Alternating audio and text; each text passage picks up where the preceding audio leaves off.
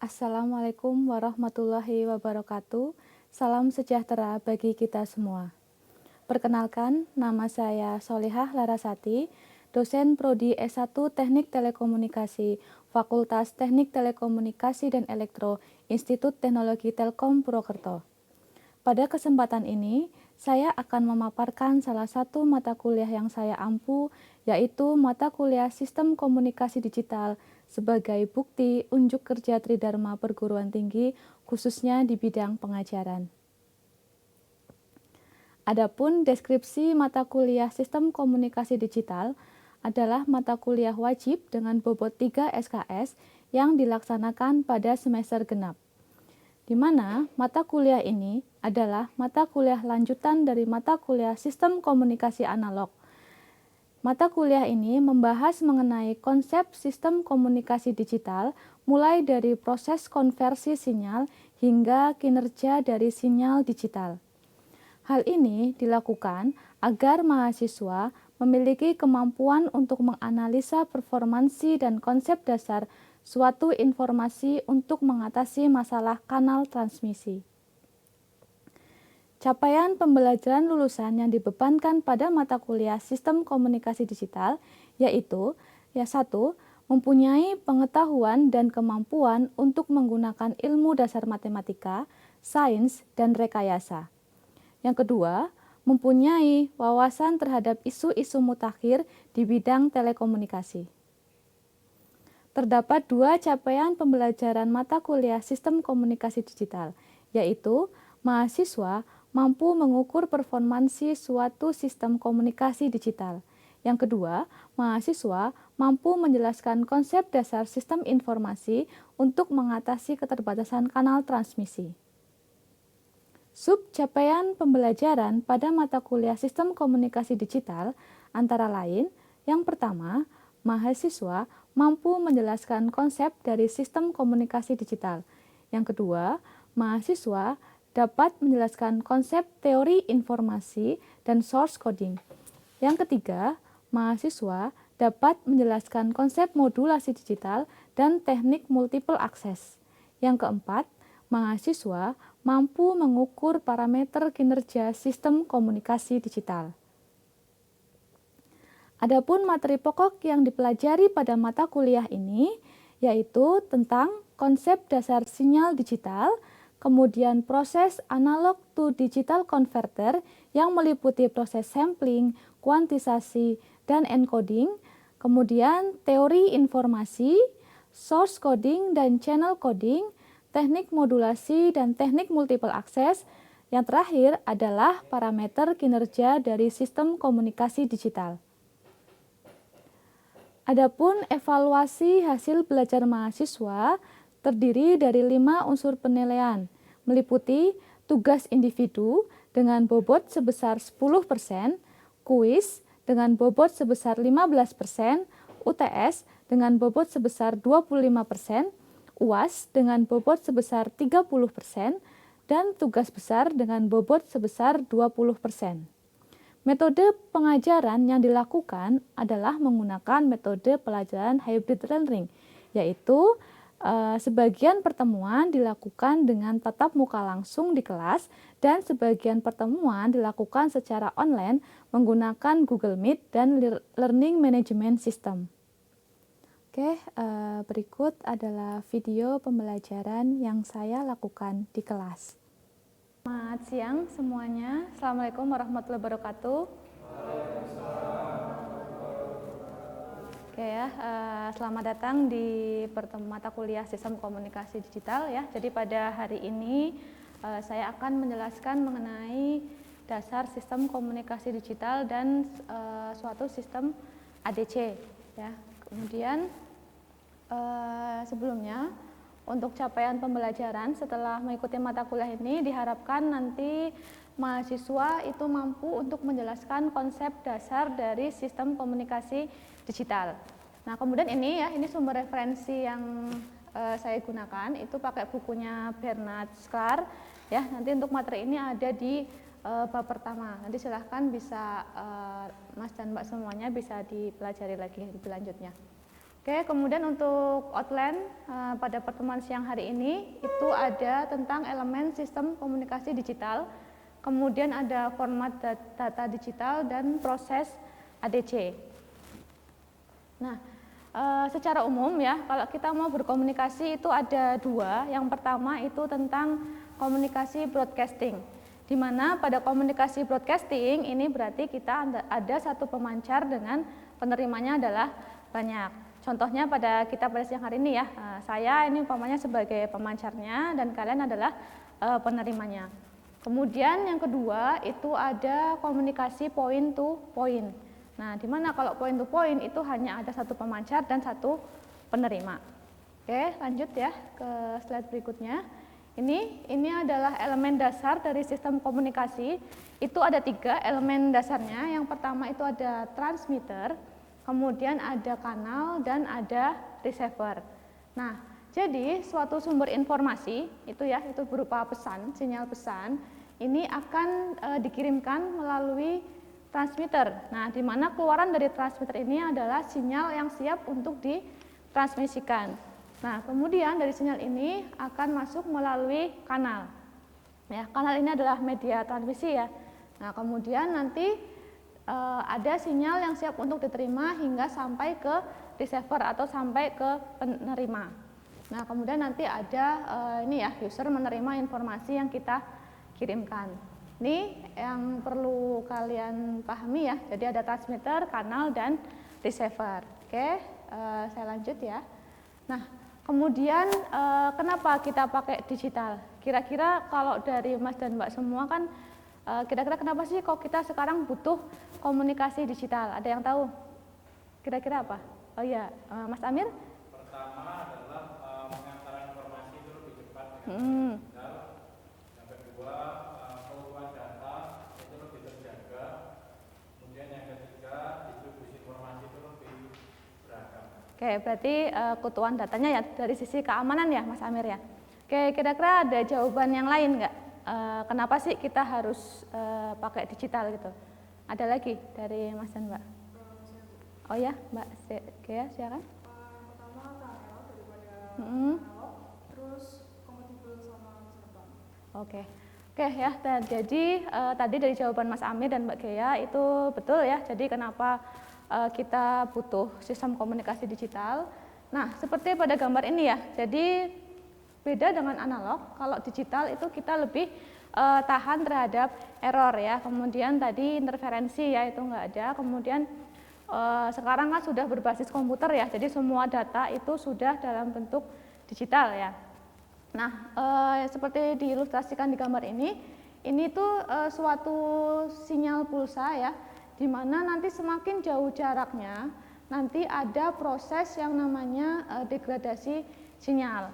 Nah, di sini di sistem komunikasi digital ini ya nanti ada proses ada source coding sama channel coding, di mana dia nanti akan ada proses perbaikan ya. Nah, ini kemudian ada distorsi ya, ini dari jarak ya, dari yang tadinya pulsanya ini informasinya kita anggap kotak ya, karena pengaruh jarak di 2 kilo, ini ada distorsi ya, ada cacat sinyal, kemudian terkena degradasi sinyal ya, kena noise, kemudian ini menjadi sinyal yang buruk ya. Nah, nanti di sini ada proses itu yang tadi saya jelaskan, ada proses source code, channel code, kemudian di sini ada yang namanya amplifier, di mana proses ini dikuatkan sinyalnya sehingga nanti walaupun kita terkena noise, sinyalnya akan sampai sesuai dengan sinyal aslinya. Itulah kenapa kita pakai digital ya, jadi tahan terhadap noise dan interferensi. Oke, kemudian saya lanjut ya. Nah, untuk blok sistem komunikasi digital ini tadi sudah saya jelaskan nih, saya bahas singkat. Tadi ada source, itu sumber informasi, di transmitter. Nah, di dalam transmitter ini ada proses yang namanya pemformatan. Kemudian ada proses source encoder, kemudian ada channel encoder masuk ke modulator. Nah, ini di dalam blok transmitter ya. Nah, kemudian nanti masuk ke kanal ya, ini kanal, ada noise ya tadi ya. Ada noise, kemudian ini ke receiver. Nah, nanti di dalam receiver ini juga ada proses. Kalau tadi ada proses modulasi, ini ada proses demodulasi.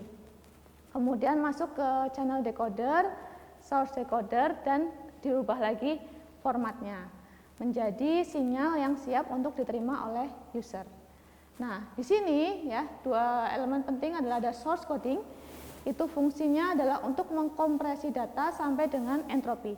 Jadi data yang kita kirimkan itu nantinya akan dikompres ya, sesuai dengan nilai entropinya ya. Nah, fungsinya untuk mengkompresi atau untuk mengurangi bit, sehingga nanti bit yang kita kirimkan kan panjang banyak, itu kan. Nah, kita akan dikompres ya. R ini adalah red besarnya adalah lebih besar daripada Hx atau daripada entropinya. Kemudian kalau channel coding ini fungsinya untuk menaikkan red sampai dengan kapasitas maksimumnya ya.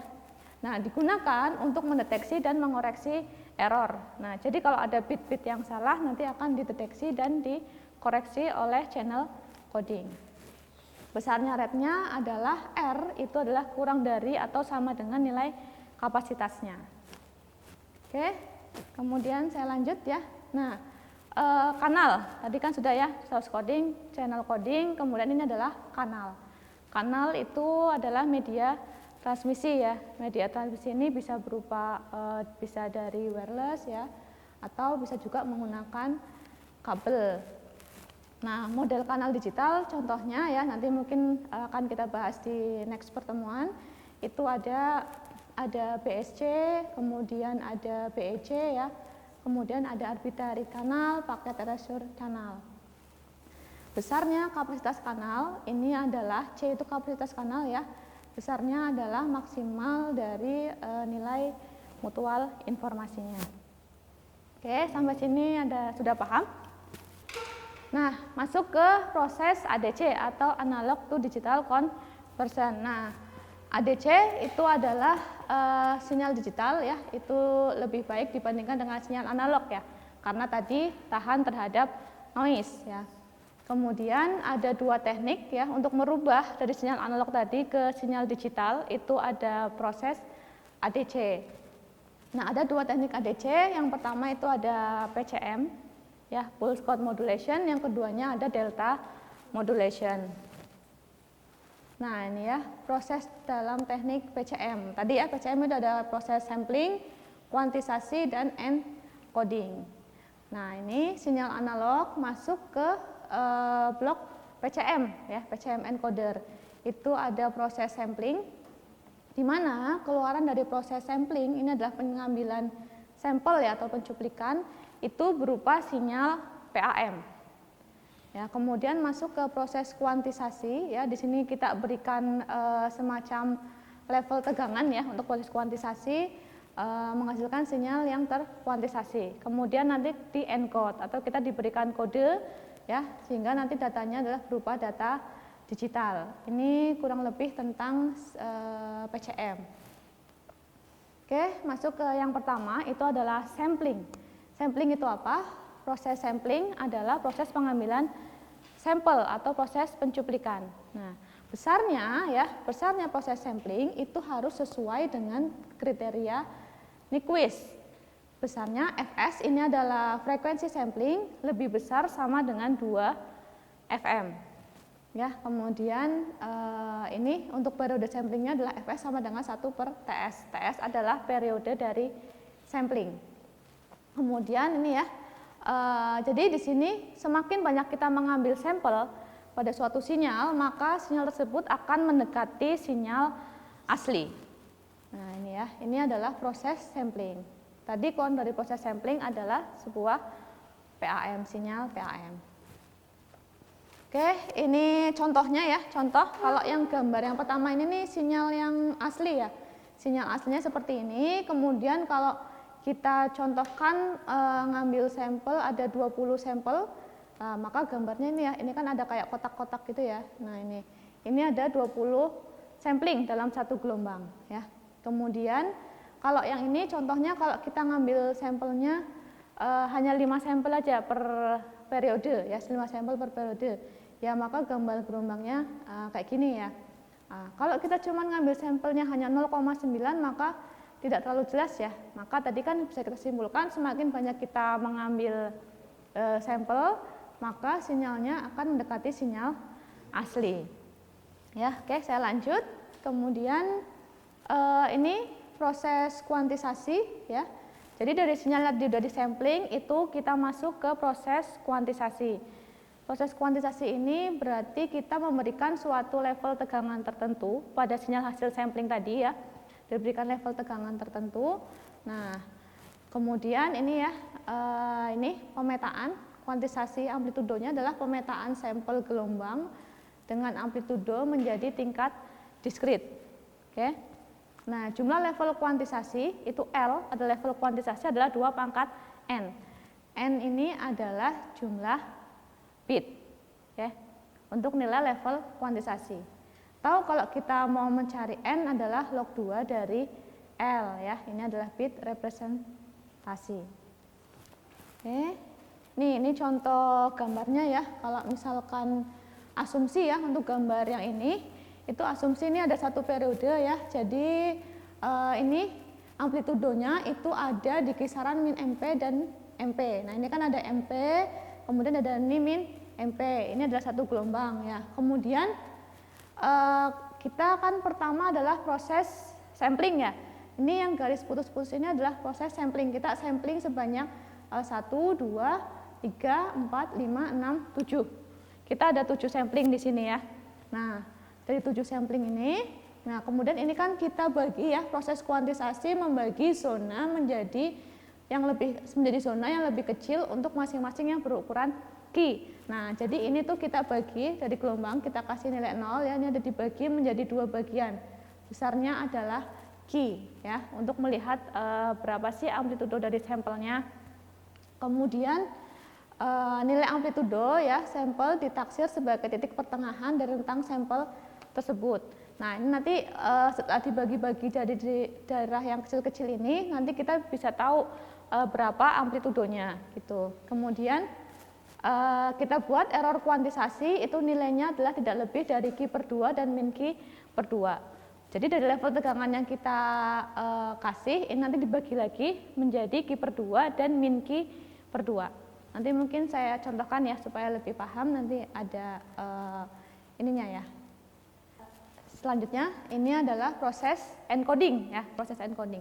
Nah di proses encoding ini berarti kita memberikan suatu kode ya, kode pada sinyal hasil level kuantisasi tadi ya. Oke, di sini mungkin langsung ke contoh gambar aja ya supaya kita tahu gimana proses coding, sampling, kuantisasi dan encoding. Contohnya ini, kalau misalkan ini tadi ya kan sudah dibagi menjadi daerah yang kecil-kecil, ini kan sampelnya ya, sampelnya. Kemudian kita bagi ke daerah yang kecil-kecil. Kita bagi sebesar Q per 2. Nah ini kita kasih dulu amplitudonya dari 0, 1, 2 ya, ini kita bikin level amplitudo ya, besarnya tadi Q, kemudian sampai 4 ya, Q dan min Q. Kemudian dari situ kita kasih untuk nilai level kuantisasinya adalah sebesar tadi kan min Q per 2. Berarti dari satu amplitudo ini dibagi 2 ya. Nah ini, jadi ini antara 0 sampai 1 ada setengah. Ini tingkatan kuantisasi atau level kuantisasinya ya. Kemudian ini ada 1,5, 2,5, 3,5 ya. Ini dari 3 ke 4 ya. 3,5. Ini buat tingkatan kuantisasi dulu dari sampel tadi. Nah, yang pertama sampel ini itu ada di amplitudo min 0,25 ya, sampel ini min 0,25. Kemudian sampling yang kedua ini ada di nilai 3,1 ya, di sini ya 3,1. Kemudian yang ketiga ini dinilai 1,5. Yang keempat samplingnya di sini nih. Kita cari dalam satu gelombang ini, kita contohnya adalah 5 sampling ya. Ini kita buat 5 sampel ya. Ini ada di min 2,4. Nah, yang satu ini di min 3,7. Ini adalah nilai samplingnya. Kemudian untuk nilai kuantisasi berarti kita kan harus ada di tadi yang di min Q per 2. Jadi kita kasih nilai level kuantisasinya. Di min 0,5 ini kita tarik, itu tuh kita tarik levelnya ke atas atau ke bawah ya bisa. Nah, ini ditarik, ini adalah jadi 0,5 ya, di sini 0,5. Itu level kuantisasi yang pertama. Kemudian ini kan di 3,1, berarti 3,1 ini kan karena level kuantisasi kan yang Q per 2 ya.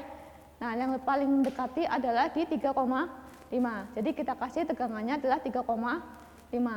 Kalau ini 1,5 tetap ya, karena ini kan 1,5 ya level kuantisasinya. Yang ini di 2,4, tadi min 2,4, berarti yang mendekati adalah min 2,5. Kita naikkan ke min 2,5. Kemudian ini ada di min 3,7, karena levelnya yang paling mendekat adalah min 3,5, jadi ini di min 3,5. Nah ini ya, ini level kuantisasinya. Kemudian untuk memberikan nilai encoding ya, kodenya, dari level-level kuantisasi ini kita buat kodenya ada 0, 1, 2, 3, 4, 5, 6, 7 ya. Nilai ini kita kasih kode 0 sampai 7. Nah, kemudian kalau ini karena ini levelnya dari 0,5, 0,5 itu berapa nilainya? 4 ya, mana? Min 0,5 ya, min 3 ya. 3 ini min 0,5. Itu di 3 ya. Berarti ini adalah kodenya adalah 3. Kemudian 3,5, 7 ya. Ini ada 3,5, itu ada di 7 itu ya, yang atas ya, ada di 7. Jadi ininya 7 kodenya, encodingnya. Kemudian ini 5, berarti ya ini ada di 5, ini 1, yang ini 0. Kemudian kode biner, dari kode bilangan ini dirubah ke kode biner. Ada 3, berarti 0, 0, 1, 1, kalau 7, 1, 1, 1, 5, 1, 0, 1, 1, 0, 1, kalau 0 adalah 0, 0, 0. Nah, sampai sini ada yang mau ditanyakan terkait cara merubahnya? Iya, Mbak. Di dalam slide itu kan ada kode bilangan 3, Bu. Yang ini ya? Iya. Nah, Terus? binernya itu 011. Ya. Untuk cara nulis kode binernya gimana? Oke, kodenya ya. Nah, itu kan kalau kode biner itu kan masih ingat nggak yang waktu mungkin di Daskom kali ya, mata kuliahnya mungkin itu kan ada ini ya, misalkan 001, ini adalah 2 pangkat 0. Ini 2 pangkat 1, ini 2 pangkat 2. Berarti kan, maaf. Ini dulu ya, berarti ini kan kalau ini 2 pangkat 0, 2 pangkat 1, 2 pangkat 2, 2 pangkat 3, dan seterusnya ya. Nah, kalau misalkan ini 001, berarti ini nilainya 1 kan, nah ini 1. Nah, kalau misalkan 3, berarti berapa? Ini kan 2 pangkat 0, 1 ya, 2 pangkat 1, 2, 2 pangkat 2, 4. Kalau 3, berarti kan di ini ya, 2 pangkat 1 dan 2 pangkat 0. Berarti 1, 1, 0. Dari situ Mbak, makanya ini 3 ya, yang ini 3 adalah 0, 1, 1. Oke, sudah paham atau? Kalau untuk menentukan level kuantisasinya gimana? Level kuantisasinya itu tadi Mbak, yang dirubah jadi ini, jadi min Q per 2. Jadi itu dari satu amplitudo ini kan amplitudo dulu, kemudian dibagi 2 lagi, itu untuk level kuantisasinya, kayak gitu. Oke, bisa saya lanjut, ada lagi yang mau bertanya? Saya lanjut aja ya. Oke. Nah, ini untuk contoh soal, mungkin contoh soalnya ini ya, jadi sebuah kanal biner itu punya R-nya adalah 36.000 ya, digunakan untuk transmisi voice ya, berapa nilai laju sampling, tingkat kuantisasi, dan berapa jumlah bitnya. Mungkin diketahui ya, sudah diketahui R-nya sama dengan 36.000 ya. Nah, kemudian FM-nya sama dengan FM-nya 32 kHz. Nah, kita jadikan Hz, berarti 3.200 Hz. Kira-kira ada yang, kemudian kita yang diminta adalah laju sampling, berarti kan FM ya. FM, nah yang tanya adalah FM, kemudian ada jumlah bit ya, level kuantisasi itu L dan N. Nah, FM persamaannya adalah 2 kali, Fs, maaf, ini bukan FM tapi ini Fs. Fs sama dengan 2 kali Fm. Kalau L adalah 2 pangkat N adalah jumlah bitnya ya. Nah, kalau nanti N-nya ini ketemu ya. Kemudian kira-kira ada nggak yang mau maju? Kalau Fs-nya berapa? Oh ya, coba Mas, monggo. FS-nya aja dulu nggak apa-apa, nanti yang lain kita bahas bareng nggak apa-apa. Oke. Di sini aja boleh, boleh. FS sama dengan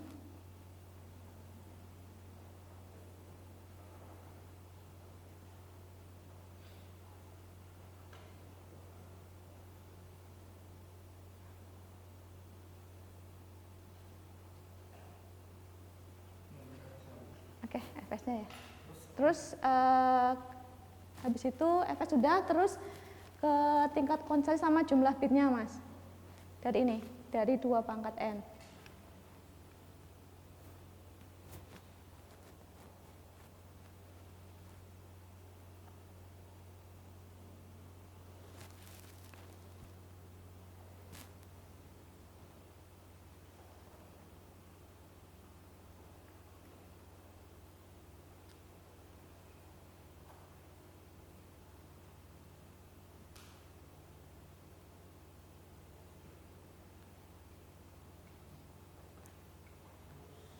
Terus jumlah L-nya berapa?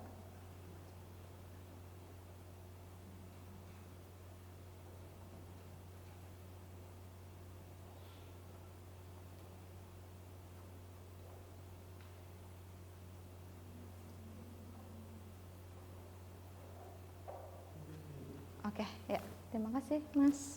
Oke, ini ya tadi ya. Mungkin saya bahas sedikit ya. Jadi tadi FS sama dengan 2 kali FM, 2 kali 3200, ketemunya adalah 6400 Hz. Kemudian untuk jumlah bit itu kan kita punya transmission rate ya, R sama dengan N kali Fs ya. Tadi Fs-nya udah ketemu, maka N-nya sama dengan 5. Kemudian level kuantisasinya adalah 2 pangkat N atau 2 pangkat 5 sama dengan 32. Sampai sini sudah paham? Oke ya, kalau sudah ini oke, ada tugas terstruktur 2 ya untuk perkuliahan hari ini. Nanti silahkan kalian kerjakan ya, dikumpulkan maksimal minggu depan. Itu. Demikian deskripsi singkat pembelajaran mata kuliah Sistem Komunikasi Digital.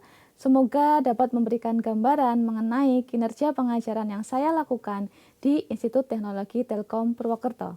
Terima kasih atas perhatiannya. Wassalamualaikum warahmatullahi wabarakatuh.